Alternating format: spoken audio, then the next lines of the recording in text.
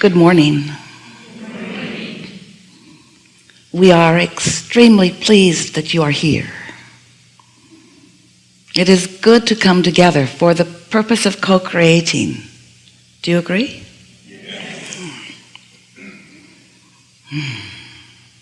You are knowing what you are wanting? Focused desire is good, isn't it? Does your focused desire feel good to you? That's the key right there, isn't it? When your desire, when what you believe you want, because it's changing all the time, isn't it?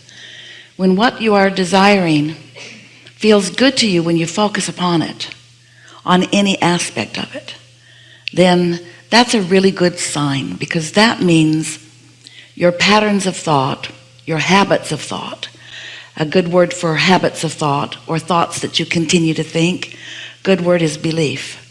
When your belief about your desire matches your desire, in other words, when there's positive expectation, when it feels good like that, then there's no conflict in your energy, no conflict in your vibration.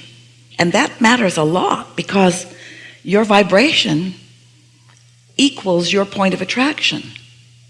What you're thinking about, the thoughts you think, cause you to offer a vibration. And that vibration is really your signature into the world. It's your invitation from the world back to you and from you out to the world. In other words, what you are thinking and therefore what you are offering energetically or vibrationally is everything. And you really want to gain control of that. You don't want to be a sloppy thinker or a sloppy offerer of vibration, or someone who creates by default. In other words, you just look at something and you have a knee-jerk response to it, and so you have a vibrational offering to it, and then your point of attraction is affected by that. Most people really do not understand that.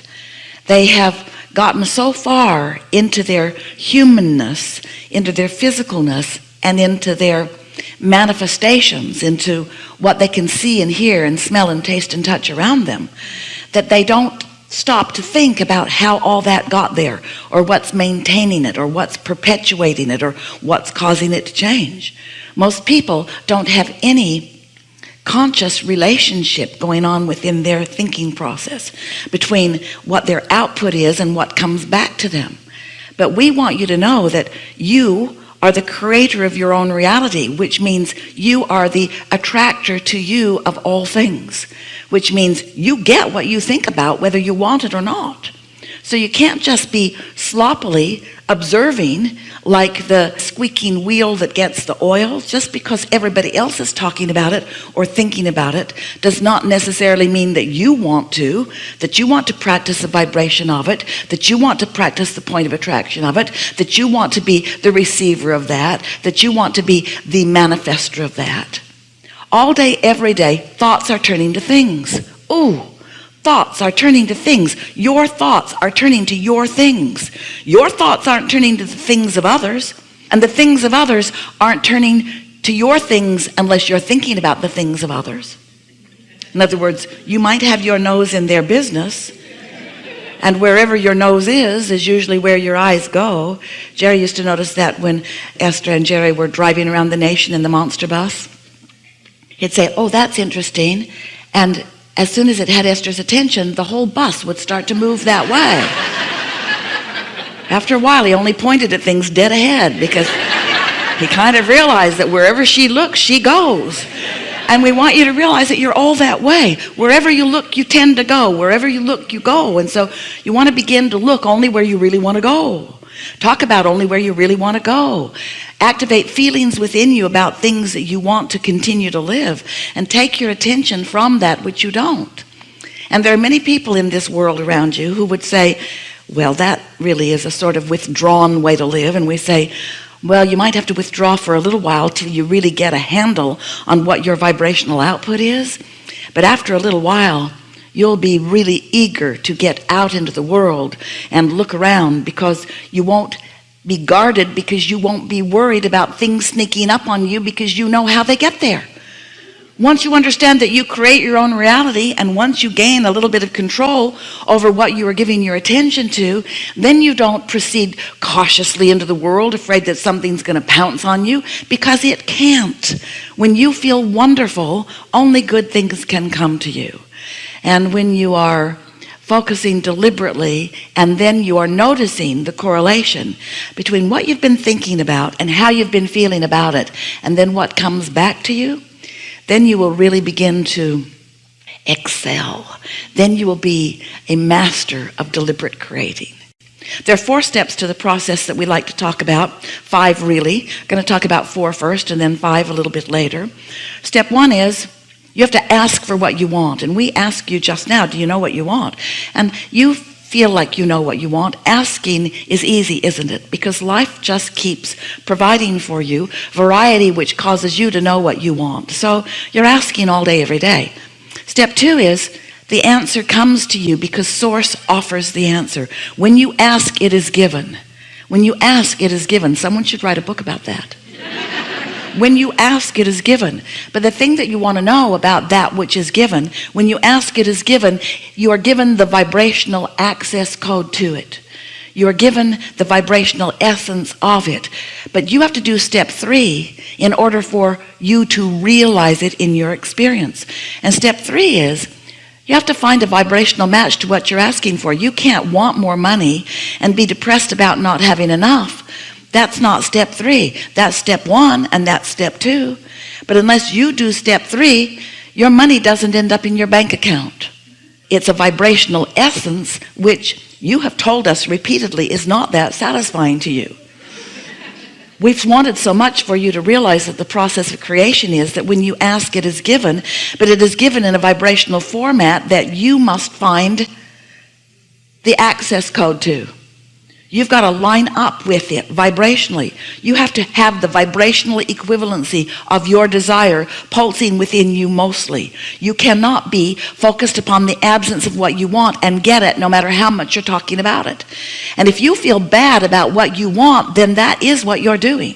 You're focused in opposition. If you're worried or doubtful or fearful or angry or jealous about something that you want not coming, if you're impatient or discouraged, it's not coming anytime soon, because your vibration is offering opposition to what it is, and you haven't synced up with it yet. So that particular thought about that particular thing cannot become a thing in your experience. It must be so interesting to you to be in these physical bodies, so engrossed in the physicality of your life, because you have physical senses and your life is so tactile and so tangible.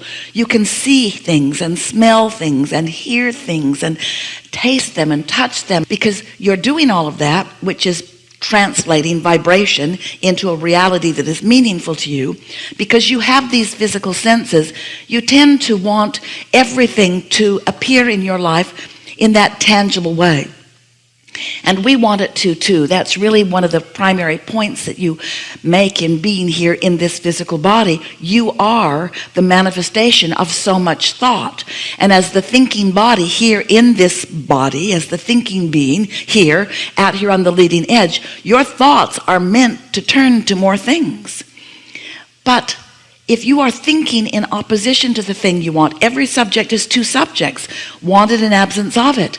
And sometimes without meaning to, you're focused on the absence of something that you want. And because you're saying words about it, because you're smiling about it, because you're sort of faking it till you make it about it, you think that it should come. But there is a vibrational criteria that you have to meet. You must be a vibrational match to the things that you want. And the bottom line is, you are a vibrational match to the things you're getting. That is always true. So step 1 is the contrast of life. This is how we demonstrate contrast of life. Contrast of life, and life is over here. It's over here. Life is over here. The physical world that you are living in, over here. So the contrast of your life causes you to know what you don't want and therefore know what you do want. So you're sending these rockets, vibrational rockets, thoughts, vibrations are coming from you, and they are being received by your inner being into this vibrational reality from whence you came. A vibrational reality that is vibrational and perceived only those who are perceiving vibration. It's not yet tangible where everybody can see it. And that really bothers you, because you've created a desire that you and others cannot yet see, because it's a thought that has not yet matured into a thing. And so we know it is irritating for us to keep talking about this vibrational reality. We got so carried away with it, we gave it a name, the vortex where the vibrations are assimilating and where the cooperative components are being gathered by law of attraction. Wrote 2 books about it. We want so much for you to accept the reality of this vortex, but it's hard to accept the reality of something that you can't see, and yet you must. Because if you don't accept the beginning of something you can't see, then you can't tell if you're holding yourself in vibrational alignment with it as it matures. It's what religions mean when they talk about faith. It's what we mean when we talk about the vortex, the trust of the vortex, the trust of the process. In other words, you got to get on the vibe of something, and if you stay on the vibe of something, eventually it will turn into something that you and others can see. But in the meantime, if you need to see it before you're willing to feel it, then it's going to be really slow in coming to you. And even worse, if you need to see it before you stop feeling its absence. You see, that's the key. You keep thinking because you can't see it, it's not there. And in your belief it's not there, you sometimes believe it's not coming. And in those thoughts of it not being there, it's not there, it's not coming, it's not there, it's not coming, you're not turning the thoughts of it becoming to things. You're turning the thoughts of it not coming to things. So it continues to not come. Do you know? The things you don't have, that's creation too. You might tell people might say to you, "You a good creator?" "Yeah, I've created a lot of not things." "I'm such a good creator, I keep nearly everything I want from coming. That's how good I am. I have a powerful mind." Think about that a little bit, because that is what's happening. You may be using your powerful mind to create things that you want, and you may be using your powerful creative mind to prevent them from coming.